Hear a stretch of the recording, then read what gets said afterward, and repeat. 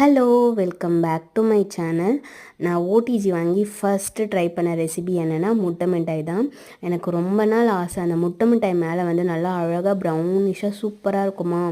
நான் வந்து பிரியாணி பாத்திரத்தில் வச்சு பண்ணிகிட்டு இருந்தேன். ஸோ எனக்கு வந்து அந்த ப்ரௌனிஷ் வந்து வரவே வராது மேலே. நான் ஃபஸ்ட் டைம் ஓடிஜி வாங்கினதுமே எனக்கு கண்டிப்பாக நான் முட்டை மிட்டாய் தான் ட்ரை பண்ணி பார்ப்பேன்னு சொல்லிட்டு அதுதான் வந்து ட்ரை பண்ணேன். எனக்கு ஃபஸ்ட்டு வந்து ஒரு 35 மினிட்ஸ்க்கு வச்சேன். பட் வந்து மேலே ப்ரௌனிஷாக வரவே இல்லை.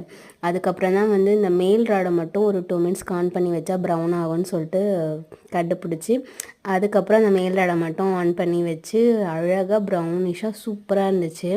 நைட்டு பண்ணிவிட்டு மார்னிங் தான் கட் பண்ணேன். முட்டை மிட்டாய் வந்து மோஸ்ட்லி வந்து நைட்டு பண்ணால் வந்து காலையில் கட் பண்ணால் தான் வந்து அழகாக இருக்கும்.